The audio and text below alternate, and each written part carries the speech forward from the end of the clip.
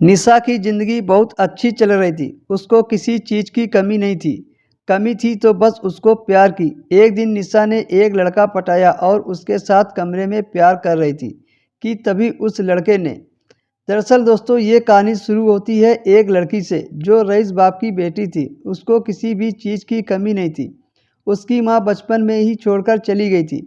उसके पापा काम में इतना बिजी रहते थे कि निशा को समय नहीं दे पाते थे। बस वो अपना समय अपने दोस्तों के साथ ही बिताती थी। उसकी ज़िंदगी हसीन होने के साथ साथ बोरिंग भी थी, क्योंकि उसके लाइफ में कोई लड़का नहीं था।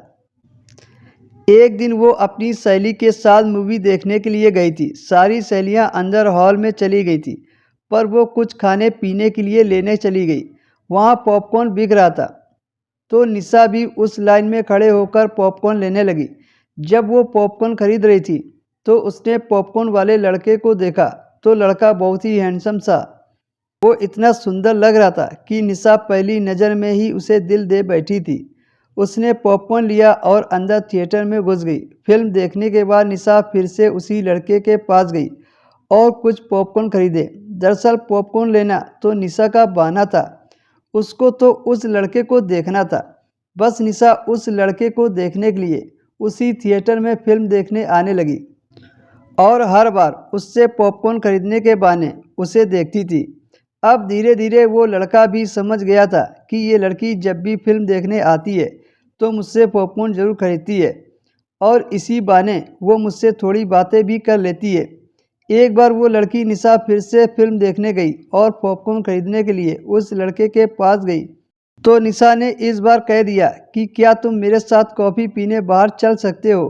तो वो लड़का तुरंत कॉफ़ी पीने के लिए तैयार हो गया। उस लड़के का नाम अरमान था। अरमान ने कहा, ठीक है, जब फिल्म ख़त्म हो जाएगी तो हम लोग कॉफ़ी पीने चलेंगे। फिल्म ख़त्म होने के बाद निशा अरमान दोनों कॉफ़ी शॉप पर गए और दोनों ने कॉफ़ी पी और ढेर सारी बातें की। इस तरह से निशा और अरमान में दोस्ती हो गई। अब वो दोनों रोज़ कॉफ़ी शॉप पर जाने लगे और घूमने लगे। एक दिन अरमान ने कहा, मैं आपके साथ रोज़ रोज़ नहीं आ सकता, क्योंकि मैं जब काम करूँगा तभी घर का खर्च चलेगा। मैं इतना पैसे वाला नहीं हूँ कि मैं आपके साथ रोज़ रोज़ घूम सकूँ। निशा बोली, मैं तुमको इतना पैसा दूंगा कि तुम अपने घर का खर्च आराम से चला सकते हो। निशा ने अरमान को 20,000 रुपये दिए और कहा, तुम बस मुझे खुश करो, मेरे साथ घूमो, मेरे से बातें करो, मेरे से प्यार करो। उन दिनों निशा ने खूब मस्ती की, अरमान के साथ हर वो चीज़ की जो मियाँ बीवी के साथ होता है। अब निशा बहुत खुश रहने लगी थी। अब तो वो अपने पापा से शिकायत नहीं करती थी कि आप मुझे अपना टाइम नहीं देते हो, क्योंकि निशा तो अब अरमान के साथ खुश थी। एक दिन निशा ने अपने पापा से बोल दिया कि पापा, मुझे एक लड़के से प्यार हो गया है और मैं उससे शादी करना चाहती हूँ। निशा के पापा ने कहा, ठीक है बेटा, तेरी खुशी में मेरी खुशी है। निशा के पापा ने कहा, कल बुलवा लो उस लड़के को, मैं भी देखूं तुम्हारी पसंद कैसी है। अगले दिन निशा उस लड़के के पास गई तो वो लड़का अरमान वहाँ नहीं था। निशा वापस घर आ रही थी तो देखा अरमान अपने घर की तरफ जा रहा था।